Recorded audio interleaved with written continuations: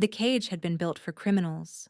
Thick iron bars, rusted at the joints, rattling with every bump in the road. And Vera sat inside it like cargo being delivered to slaughter.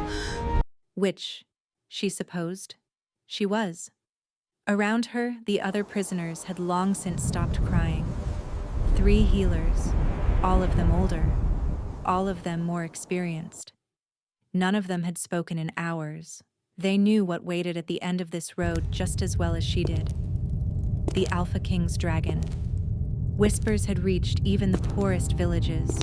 The beast called Synindrath had fallen ill with something no healer could cure. A darkness spreading through its scales. A rot that made it scream in agony through the night, shaking the castle walls. The king had summoned healers from every corner of Veldaris, promising gold and titles to whoever could save his bonded creature. None had succeeded. Most hadn't survived the attempt. The dragon killed them, people said, burned them alive before they could even touch it.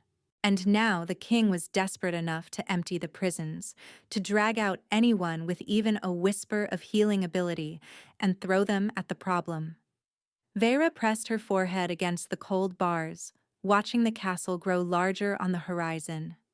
Gray stone spires clawed at a sky heavy with storm clouds. Even from this distance she could feel it, the dragon's pain. It rolled through her like nausea, like grief, like a wound she couldn't see but couldn't ignore. Her gift had always worked this way. She didn't just heal injuries.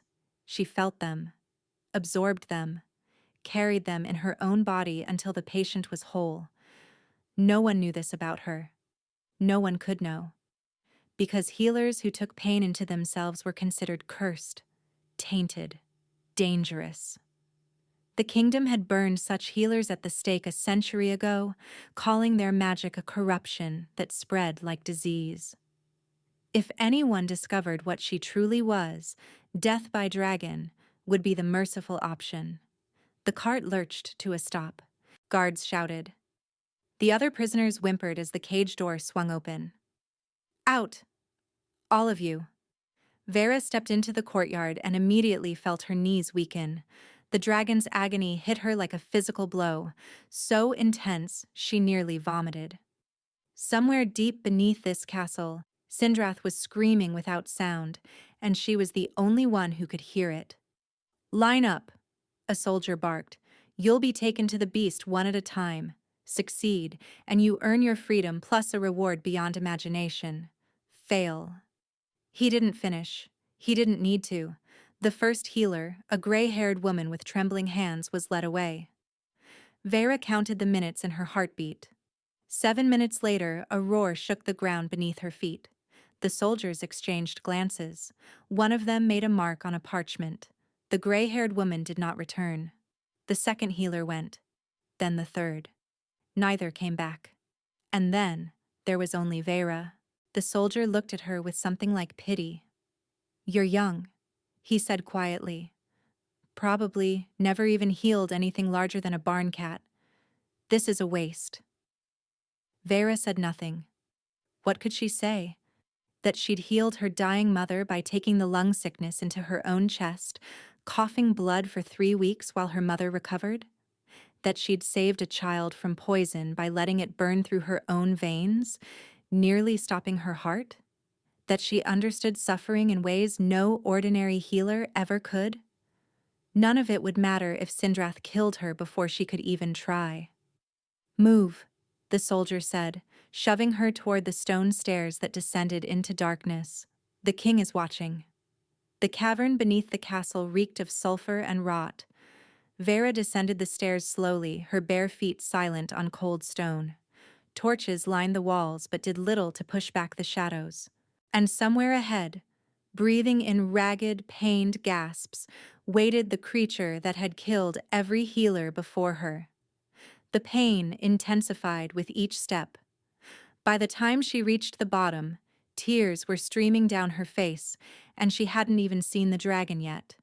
Then the cavern opened up, and she stopped breathing entirely. Synindrath was enormous. Even curled in on itself, the dragon filled the underground chamber.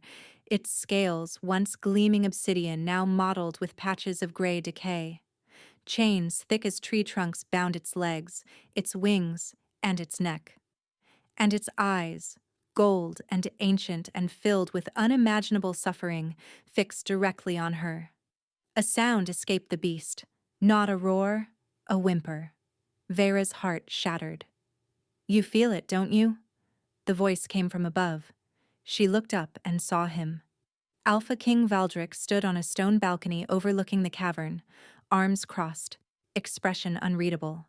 He was tall, broad-shouldered, with dark hair that fell past his jaw, and eyes the color of pale steel. Beautiful in the way a blade was beautiful. Cold, dangerous, and watching her with unsettling intensity. The others ran, he continued, his voice echoing off the chamber walls. The moment they saw Synindrath, they tried to flee. The dragon doesn't tolerate cowardice. Vera didn't respond. She couldn't. The dragon's pain was so loud inside her skull she could barely think. She walked forward. Behind her she heard gasps, soldiers muttering prayers. Someone shouted for her to stop. Synindrath's head rose, smoke curling from its nostrils. A warning. One more step, and she would burn like the others. Vera kept walking. The dragon's growl vibrated through her bones. Heat gathered in its throat, the telltale glow of fire building behind its teeth. She had seconds at most, but she didn't stop. Instead, she fell to her knees, placed both palms flat on the stone floor, and did something she had sworn never to do in front of witnesses. She opened herself completely to the pain. It slammed into her like a tidal wave. The rot, the infection, the cursed magic eating Synindrath alive from the inside out.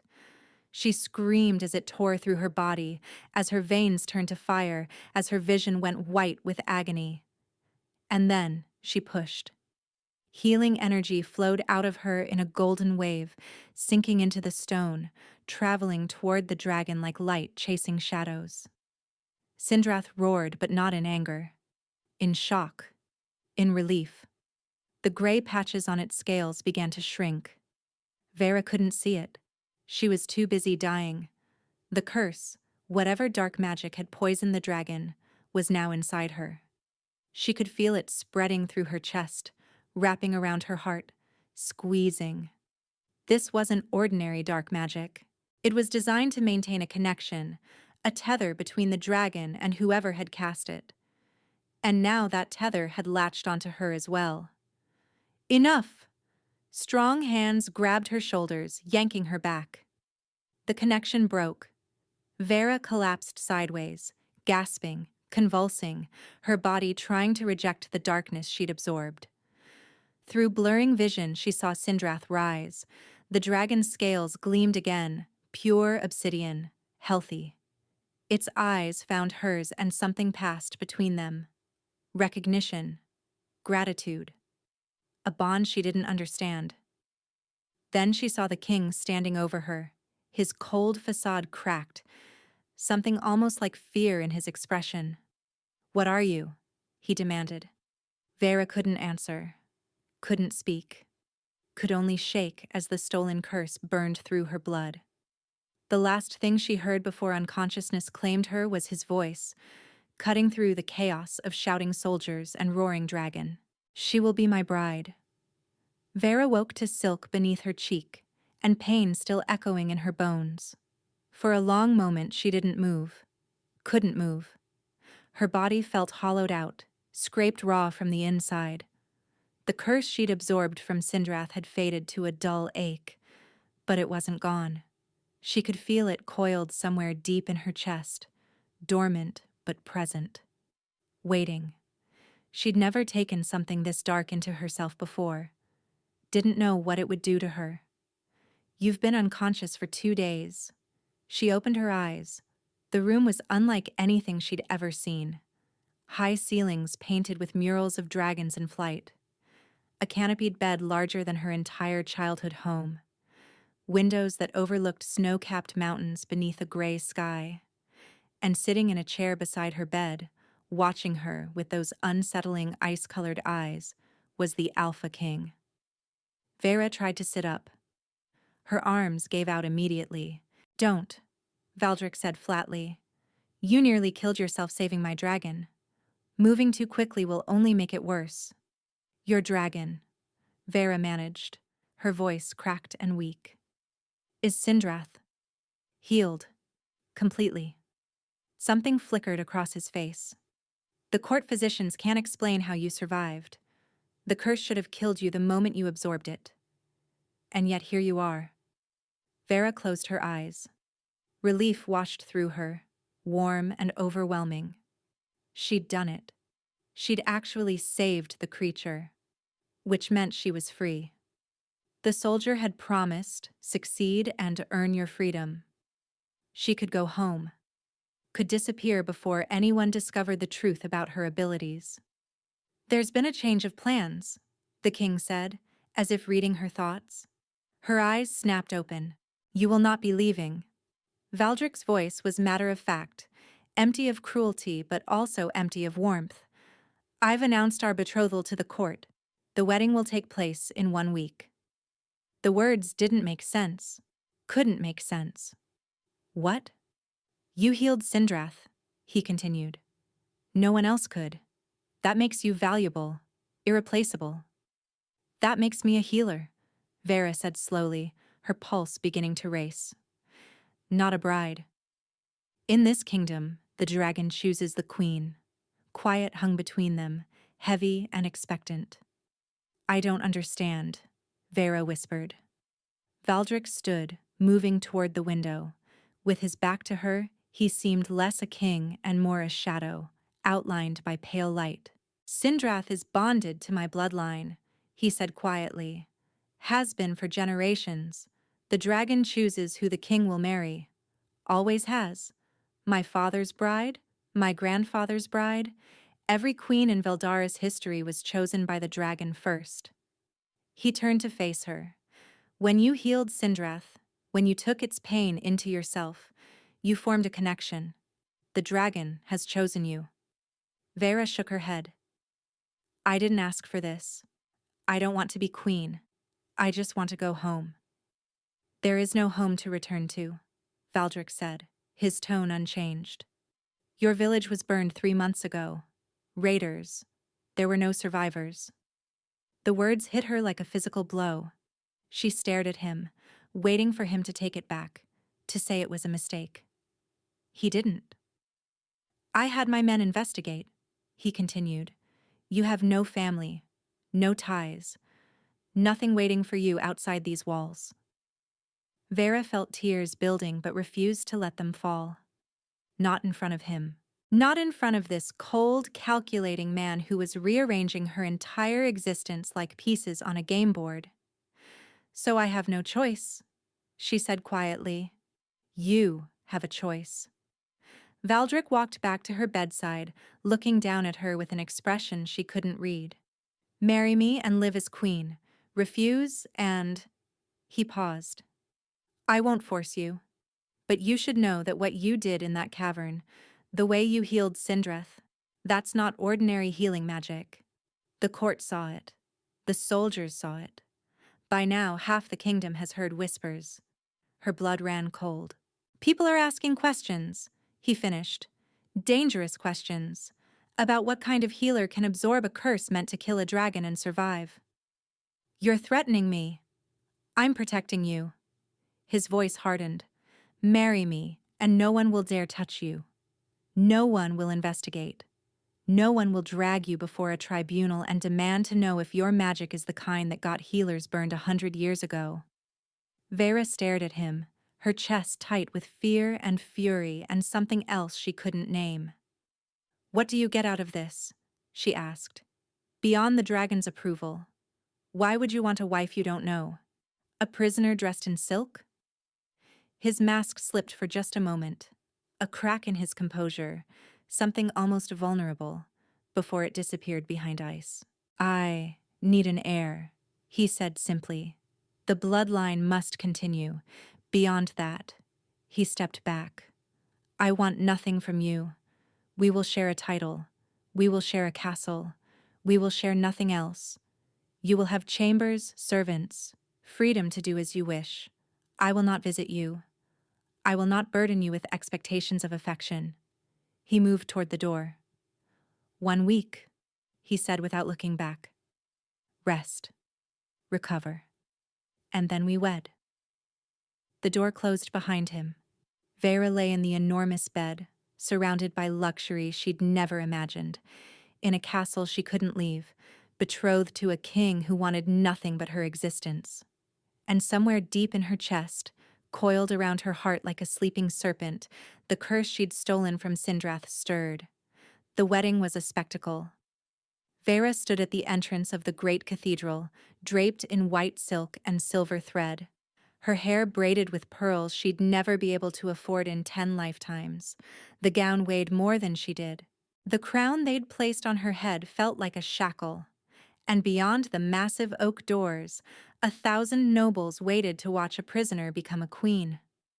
"You look terrified," said Matha, the elderly servant who'd been assigned to attend her.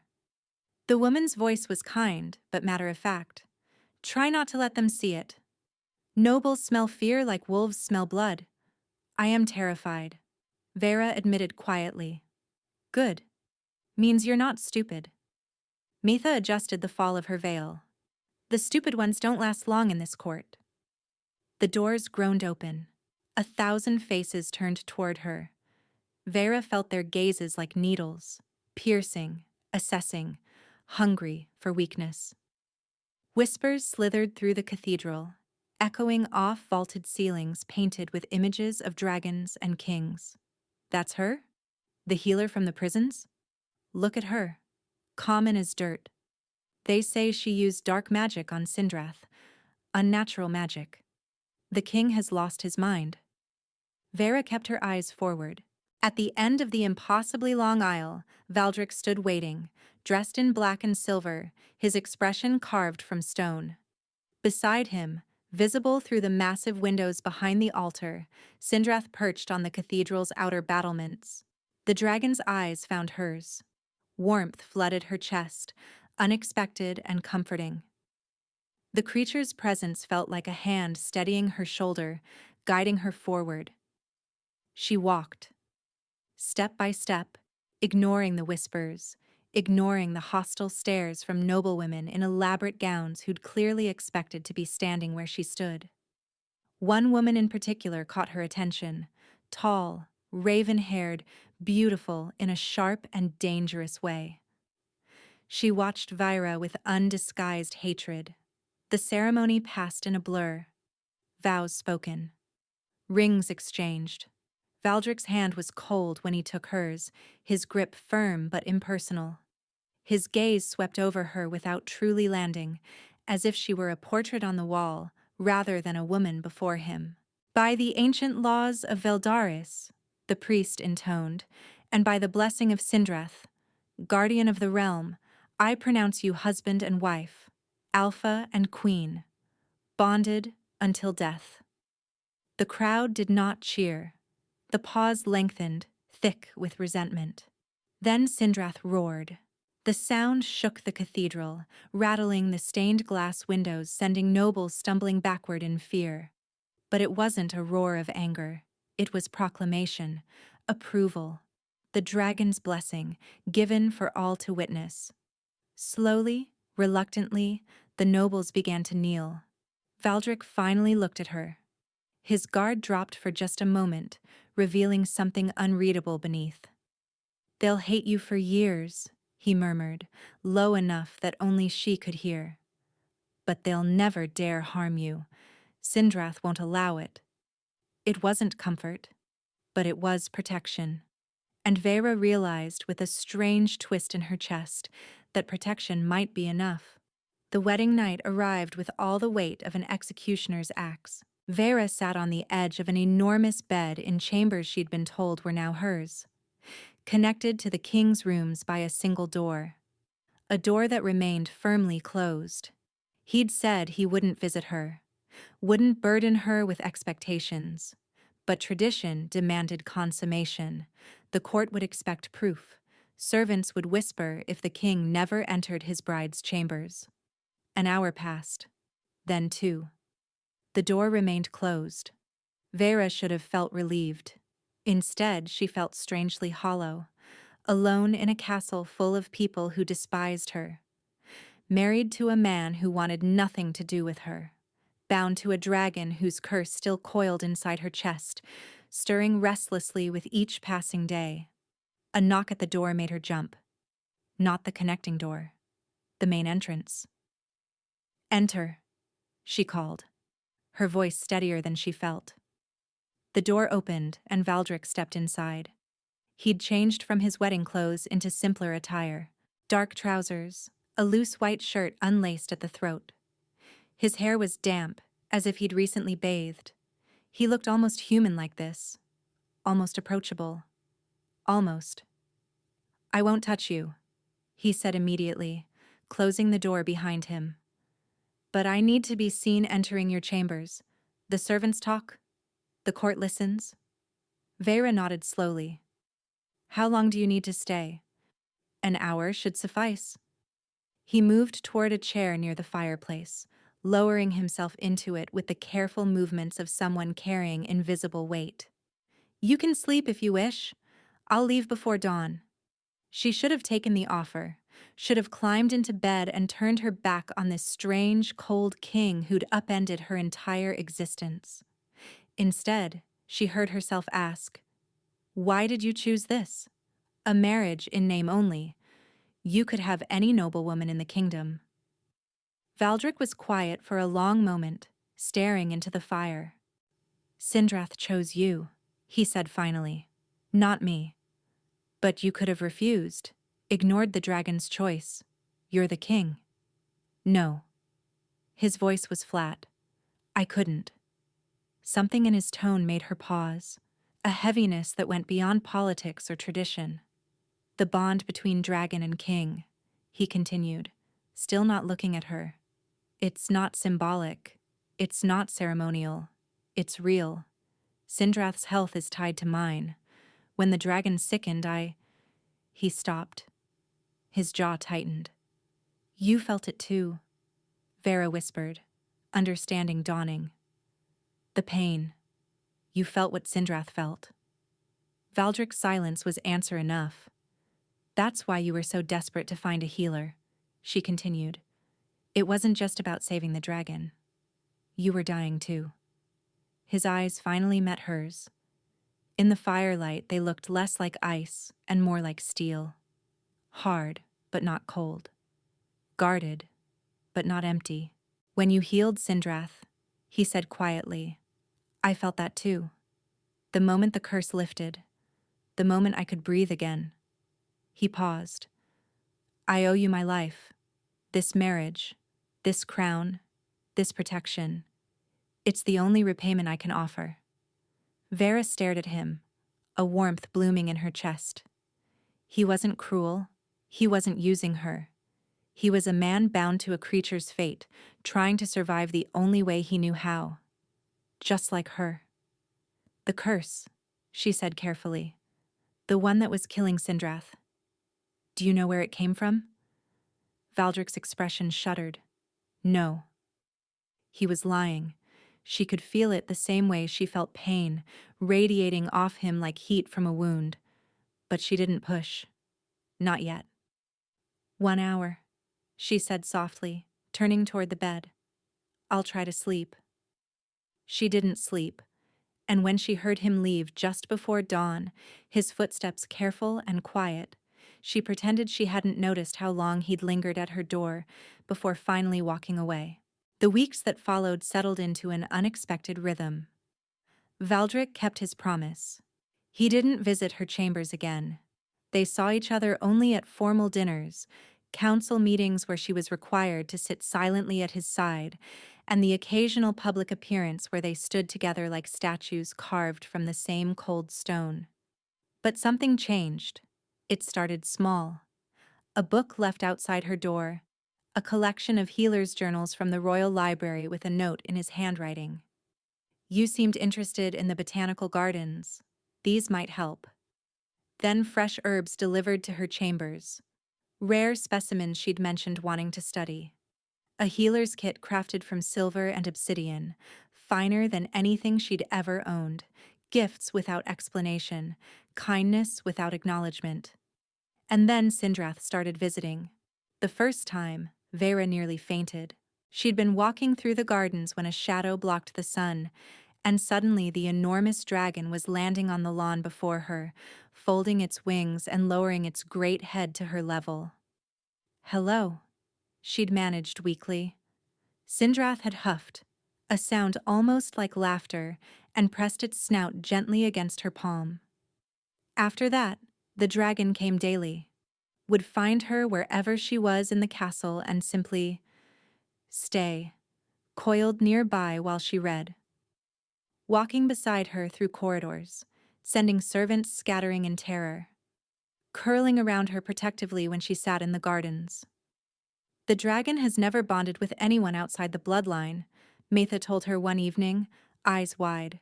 "In 300 years. Never." Vera didn't know what to do with that information, but she couldn't deny the comfort Synindrath's presence brought. The creature understood her in ways no human ever had, felt her pain without explanation, offered warmth without condition. It was more than she'd ever received from anyone. And then one night, everything shifted. She couldn't sleep.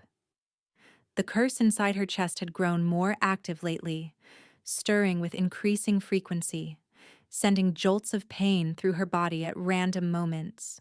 She'd hidden it from everyone, but it was getting harder. Desperate for distraction, she wandered the castle and found herself outside the dragon's cavern. Synindrath was already awake, golden eyes gleaming in the darkness. Vera descended the stairs and settled onto the stone floor beside the dragon's massive head. "I'm scared," she admitted quietly. "The thing I took from you. It's still inside me, and I don't know how to get rid of it." Synindrath made a low, rumbling sound. "Sympathy. Understanding. I've never told anyone what I really am," Vera continued. "A pain bearer. That's what they called us before the burnings. Healers who take suffering into themselves. My mother was one. Her mother before her. We pass it down like a curse of our own." She pressed her forehead against the dragon's warm scales. "She died when I was 12. Took too much into herself and couldn't release it. Her heart just stopped." Tears burned her eyes. "I always knew I'd die the same way. I just didn't think it would be so soon." "You're not going to die." Vera spun around. Valdric stood at the base of the stairs, his expression unreadable in the dim light. How long had he been there? How much had he heard? "I didn't," she started. "I know what you are," he interrupted, walking toward her. "I recognized what you did the moment you healed Synindrath. I've seen the old texts, the descriptions of pain bearers, the way they absorb suffering through touch." He stopped a few feet away. "What I couldn't understand was how you survived taking a curse that should have killed you instantly. Now I know. You're stronger than any pain bearer in recorded history." Vera's chest tightened. "Then why haven't you exposed me, thrown me to the tribunal?"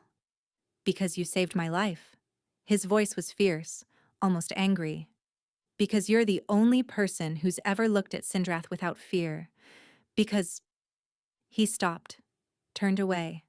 His shoulders rose and fell with a heavy breath. "Because I won't let you die," he finished quietly. "Not for me, not for the dragon. I'll find a way to remove the curse from your body, Vera, I swear it." She stared at his back, her chest tight with something she was afraid to name. "Why do you care?" she whispered. He didn't answer, just stood there, clearly wanting to say something more, but not knowing how. Then Synindrath shifted, its tail curling around them both, pulling them closer together. The dragon huffed, that laughing sound again, and settled its head back down as if to say, "Figure it out yourselves." And in the warm darkness of the cavern, surrounded by dragon fire and unspoken truths, Vera realized she was no longer alone. For the first time in her life, someone was fighting for her. The months that followed were the happiest Vera had ever known. She didn't notice it happening at first. The way Valdric began appearing at her door with excuses, thin and transparent. The council wishes your opinion on the Healers Guild expansion. Synindrath is restless. Perhaps you could calm the beast. The gardens are blooming, and I thought you might enjoy seeing them. Now the walks were daily. They spoke of everything and nothing.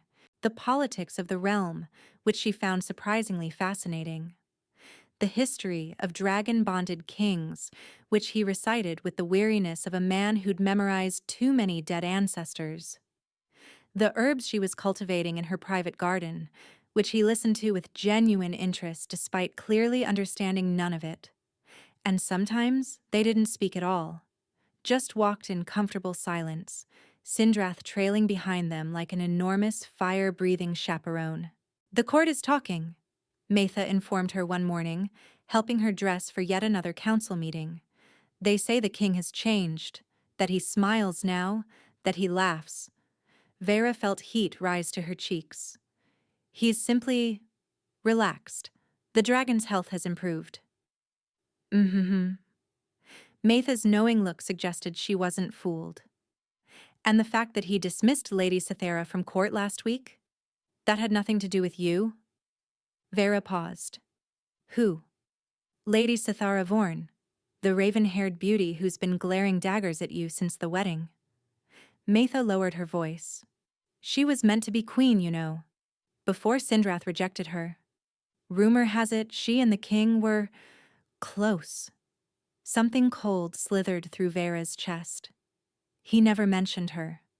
Men rarely mention the mistakes they'd prefer to forget. Matha patted her shoulder. "Don't fret, child. Whatever she was to him, you're what he wants now. Anyone with eyes can see it." But Vera couldn't shake the unease. That night, when Valdric came to walk with her through the moonlit gardens, she found herself watching him differently, searching for shadows she might have missed. "You're quiet tonight," he observed. "I'm thinking." Dangerous habit for a queen. His voice was light, teasing. He'd become gentler lately, warmer. The ice in his gaze had begun to thaw. Vera stopped walking. "Who is Satara Vorn?" Valdric went very still. Neither spoke for a long moment, the quiet broken only by Synindrath's distant rumbling and the whisper of wind through the rose bushes. "Someone from my past," he said finally. "Someone who no longer matters." "She was supposed to marry you." "Yes." "What happened?" He turned to face her, his expression guarded in a way she hadn't seen in weeks. "Synindrath rejected her. Violently. The dragon nearly burned her alive during the bonding ceremony. I'd never seen the creature react that way to anyone." "Why?" "I don't know." His jaw tightened. "I've asked myself that question for 3 years. Satara was everything a queen should be. Highborn. Beautiful. Politically advantageous. The match made perfect sense. But Synindrath knew something was wrong with her? Perhaps." He stepped closer, close enough that she could see the conflict in his eyes. "Or perhaps the dragon was simply waiting for you." Vera's breath caught. "I don't know why Synindrath chose you," Valdric continued quietly, "but I've stopped questioning it, because every day I spent with you, every conversation, every silence, every moment you look at my dragon with love instead of fear." He paused, his voice dropping. "I understand the choice better." Her pulse was racing now, so fast she felt dizzy. "Valdric, I won't ask anything of you," he said quickly. "That was our arrangement. He exhaled. "I needed you to know that this isn't obligation anymore. This isn't repayment." He turned away before she could respond, walking back toward the castle with rigid shoulders. And Vera stood alone in the moonlight, her hand pressed to her chest where the dormant curse suddenly stirred, as if awakened by the pounding of her heart. 3 nights later, Vera woke to screaming. Not human screaming, dragon screaming. She threw off the covers and ran, barefoot and nightgown clad, through the castle corridors. Servants pressed themselves against walls as she passed. Guards shouted questions she didn't answer. Synindrath. Something was wrong with Synindrath. She burst into the cavern to find chaos. The dragon was thrashing against its chains, smoke and flames erupting from its jaws in uncontrolled bursts. Its scales had begun to gray again, that horrible mottled decay spreading across its hide like a plague. The curse. Someone had reactivated the curse, using the tether that still connected the dragon to whoever had cast it. And lying on the stone floor, convulsing, blood streaming from his nose and ears, was Valdric. No! Vera dropped to her knees beside him. No, no, no. His eyes were rolled back, his body seizing. The bond. The damned bond between dragon and king. Whatever was killing Synindrath was killing him too. She didn't think. Didn't hesitate. She pressed her palms to his chest and opened herself completely, reaching for the curse that connected them all. Pain slammed into her with the force of a collapsing mountain. This wasn't like before. This was worse. Deeper. The curse had evolved, grown stronger, and as it poured into her body, she understood why. Someone had fed it. The magic tasted of hatred, of betrayal, of cold, calculated malice that had been nurturing this darkness for months, waiting for the perfect moment to strike. Vera screamed as the curse ripped through her, as her vision fractured into black and gold, as her heart stuttered in her chest. But she didn't let go. Couldn't let go. Vera! Valdric's voice, hoarse and desperate. He was conscious now, grabbing her wrists, trying to pull her away. Stop. You'll kill yourself. If I stop, you die, she gasped. I don't care. I do. The words exploded out of her, raw and true. I love you, you impossible man. I'm not losing you. She pushed harder, pulled the curse deeper into herself, felt it wrap around her heart like thorns, squeezing, piercing, bleeding her from the inside out.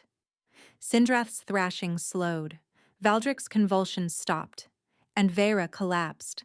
The last thing she heard was Valdric screaming her name.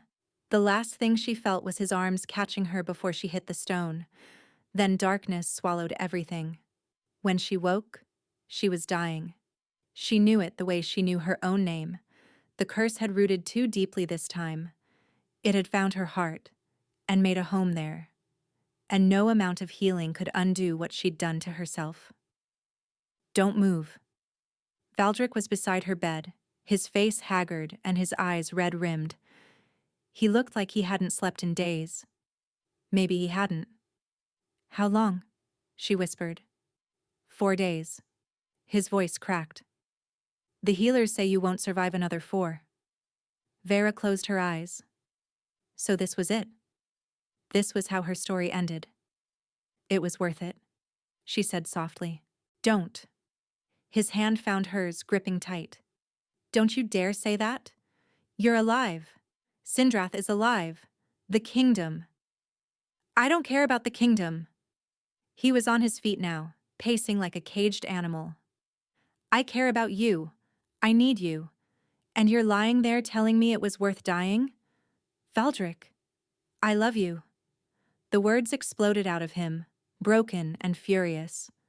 I've loved you since you walked toward my dying dragon without fear. Since you took its pain into yourself without asking for anything in return. Since you looked at me, not at the crown, not at the power, and saw someone worth knowing. Tears slid down Vera's cheeks. I was supposed to be cold, he continued, his voice shattering. I was supposed to keep you at a distance. I thought if I didn't let myself care, I couldn't be hurt again. But you... He fell to his knees beside her bed. You ruined everything. You made me feel again. And now you're dying. And I can't. There might be a way.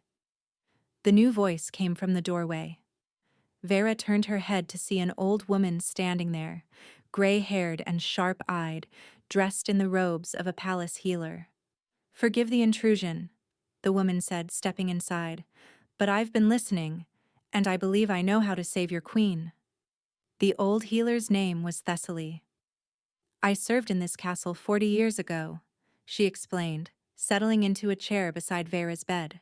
Valdric stood rigid nearby, his hand still clutching Vera's. Back when your grandfather was king, your majesty. Back when pain-bearers weren't yet forgotten. Vera's chest seized. You know what I am. Child, I trained your grandmother. The world tilted. Vera stared at the old woman, words failing her entirely. Orena was her name. Thessaly continued gently, the most gifted pain-bearer I ever knew. She could draw sickness from a dying man and release it into the earth, transformed into something harmless. She taught the technique to her daughter, your mother, before the burnings began. My mother never told me about any technique, Vera managed. She just absorbed and suffered. Because she never finished her training. Thessaly's expression darkened. The purges came too quickly. Orena was burned when your mother was just a girl. The knowledge was lost. But you remember it. I remember everything. The old woman leaned forward. The curse inside you, it's not meant to stay in your body. It's meant to pass through. You take the pain? Yes. But then, you must release it, ground it, transform it into something else. How? Thessaly hesitated. That's the difficult part. The technique requires an anchor. Someone connected to you deeply enough that they can hold you steady while you release the darkness.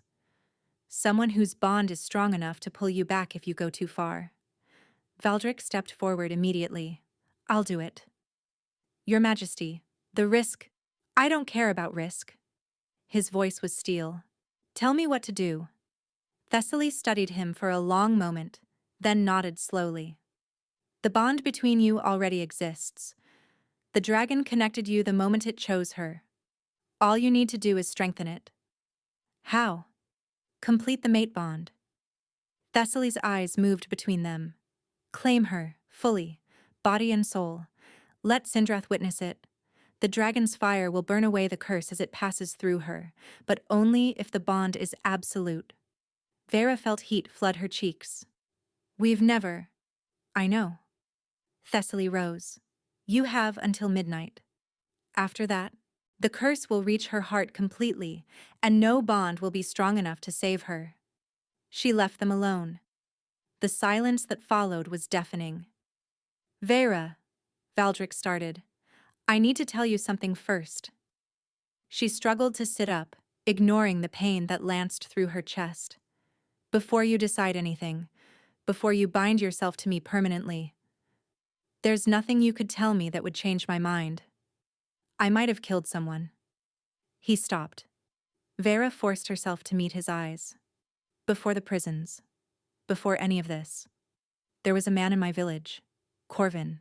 He was cruel. Beat his wife. Hurt his children. Everyone knew, but no one could prove it. She swallowed hard.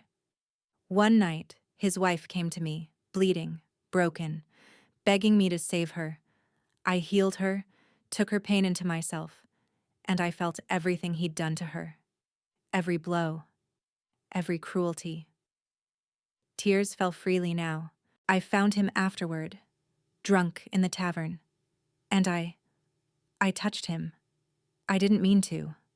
I was so angry, and my gift just reversed. Instead of taking his pain, I gave it. Every ounce of suffering I'd absorbed from his wife, I pushed into him. Valdric was absolutely still. He collapsed. Vera whispered. Heart stopped. They said it was natural causes, but I knew. I killed him, Valdric. Maybe he deserved it. Maybe he didn't. But I killed him, and I've never told anyone until now. She waited for the disgust, the rejection, the cold return of the man who'd married her out of obligation. Instead, Valdric cupped her face in both hands and pressed his forehead to hers. You protected someone who couldn't protect herself, he said quietly. You used a gift you barely understood to stop a monster.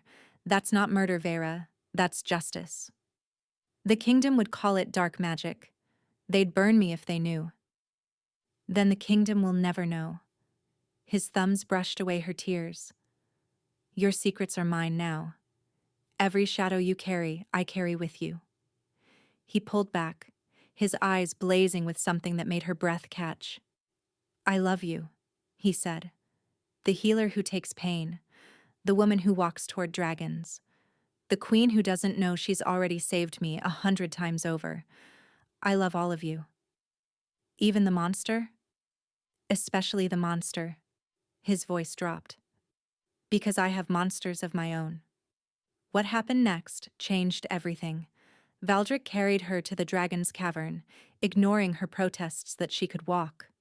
Synindrath waited there, golden eyes gleaming, the great beast curled around a nest of furs and silks that hadn't been there before. The servants prepared it, Valdric explained, setting her down gently. Thessaly's instructions. The cavern was warm, heated by the dragon's internal fire. Vera should have felt afraid, should have felt nervous. Instead, she felt only certainty. This was right. This was meant to be. Last chance to change your mind, she whispered. Valdric's answer was to pull her into a kiss that stole every thought from her head. In the glow of dragon fire, surrounded by the ancient magic, they completed what had been building between them for months. Valdric was tender when she needed tenderness, fierce when she needed fire. His hands learned every curve of her body, every sensitive place, every breath and gasp and cry.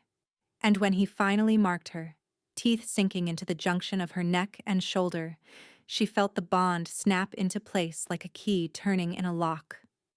Synindrath roared. Fire erupted around them, but it didn't burn. It flowed through Vera like water, seeking the curse coiled around her heart. She felt it latch on, felt the darkness begin to unravel, felt herself being pulled in 2 directions at once. Hold on, Valdric gasped against her skin. Hold on to me. She did. Gripped his shoulders hard enough to bruise. Let his presence anchor her while the dragon's fire burned the poison from her blood. The curse screamed as it died. A sound that wasn't a sound, a voice that wasn't a voice, full of hatred and recognition. And in that scream, Vera heard a name. Satara. The curse shattered. The fire retreated. And Vera lay in Valdric's arms, gasping, cleansed, and alive. It was her, she breathed. Satara. She created the curse. She's been feeding it this whole time. Valdric's expression turned murderous. Where is she? He demanded, rising to his feet. I dismissed her from court. She should have left the kingdom. Your Majesty. A guard appeared at the cavern entrance, face pale. Forgive the interruption, but there's been an incident. Lady Satara Vorn has taken the council hostage.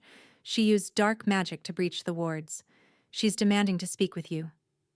The throne room was chaos. Satara stood at its center, surrounded by a circle of black flames that crackled with the same dark magic that had nearly killed them both. 12 council members knelt within the circle, their faces slack with enchantment. And in Sathara's hand was a knife pressed to Maitha's throat. Ah, the happy couple. Sathara's smile was razor sharp. I was beginning to think you'd let your council die while you rutted in the dragon's den. Valdric stepped forward, but Vera caught his arm. That's cursed fire, she said quietly. If you cross the boundary, it will kill you. The dragon bond will amplify it. You'll both die.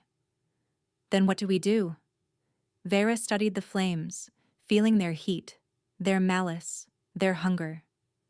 The same magic she'd pulled from Synindrath, the same darkness she'd nearly died absorbing. She understood it now, understood how it worked. Keep her talking, she murmured. I need time. She stepped forward before Valdric could stop her. Sathara, she called out. This is between us. Let the others go. The dark-haired woman laughed. Between us? Little healer, you don't even know what this is about. Then tell me, Sathara's eyes blazed. I was supposed to be queen. I spent years preparing, training, perfecting myself for that crown. And then some filthy dragon rejected me, and Valdric just accepted it. Her voice broke with fury. He could have fought for me, could have demanded Synindrath reconsider. Instead, he dismissed me like I was nothing, sent me away from the only home I'd ever known. So you cursed his dragon, Vera said, knowing it would kill him too. If I couldn't have him, no one would. Sathara's grip tightened on the knife. Matha whimpered. But then you came along. You healed the dragon. You took my curse into yourself and survived. And worst of all, he loves you. She spat the word like poison. He never loved me, never looked at me the way he looks at you. So now I'm going to take everything from both of you, starting with this old woman, then the council, then the dragon, then...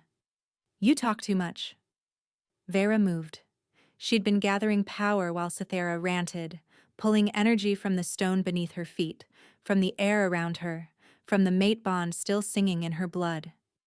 Now she released it in a single concentrated burst, not at Sathara, but at the circle of black flames.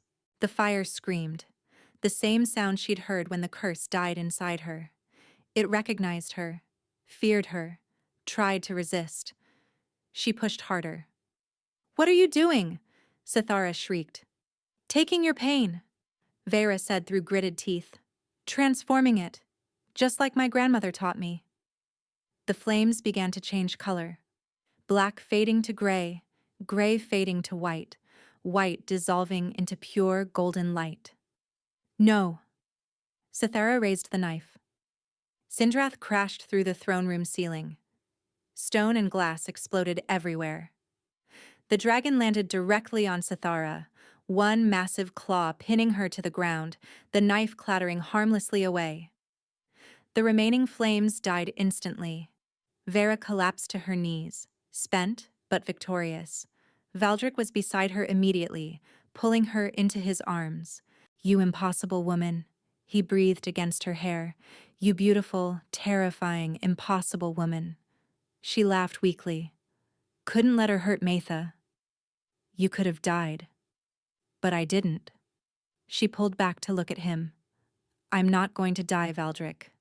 Not now. Not for a very long time." His kiss was desperate and grateful and full of promises. Behind them, Sathara screamed curses until the guards dragged her away. 6 months later, the kingdom of Veldaris had transformed. The Academy of Healers opened its doors on the summer solstice, the first institution of its kind in a century. Pain-bearers were no longer hunted. They were honored, sought out, protected by royal decree. Vera stood at the Academy's entrance, watching the first class of students file inside. Some were young, barely more than children.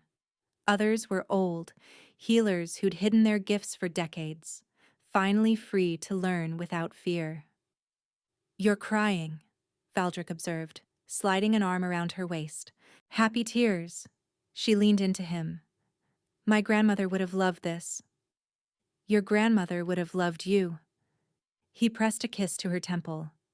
"Speaking of family." Vera turned to see Thessaly approaching, a bundle of cloth in her arms, a bundle that squirmed and made small, demanding sounds. "Someone wants her mother," the old healer said, passing the baby over. Vera cradled her daughter close, marveling as she did every day at the tiny, perfect fingers, the tuft of dark hair, the eyes that already showed flecks of gold amid the gray, a gift from the dragon who had claimed her before she was even born. "Synindrath's influence," Valdric murmured, touching the baby's cheek. "The healers say they've never seen anything like it. The dragon claimed her before she was even born." Vera smiled. "Wouldn't leave my side the entire pregnancy." As if summoned by its name, Synindrath landed in the academy courtyard, sending students scattering with delighted shrieks. The dragon approached the family with surprising gentleness, lowering its great head to sniff the baby. The child giggled and grabbed a scale.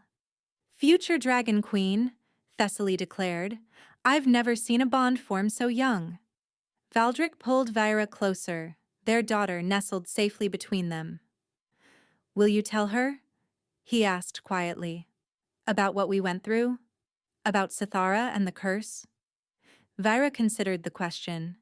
Satara was imprisoned now, stripped of her magic, locked in a tower where she could hurt no one.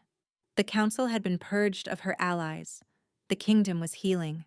"Someday," she said finally, "when she's old enough to understand, I'll tell her that her father was a cold king who learned to feel, that her mother was a secret monster who learned to forgive herself, that a dragon brought them together, and love kept them there." And the moral of the story? Vera looked up at her husband, at this man who'd chosen her when she had nothing, who'd loved her when she'd been dying, who'd stood beside her as she burned down every barrier between them. "That fear is a cage," she said softly.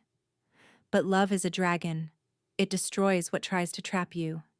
It protects what matters. And once it chooses you," she rose on her toes and kissed him, "it never lets go." Above them, Synindrath spread its wings and roared into the sky, a sound of triumph, of joy, of a kingdom reborn. And in the warm summer light, surrounded by healers and dragons and the family she'd never dared dream of, Vyra finally understood what it meant to be home.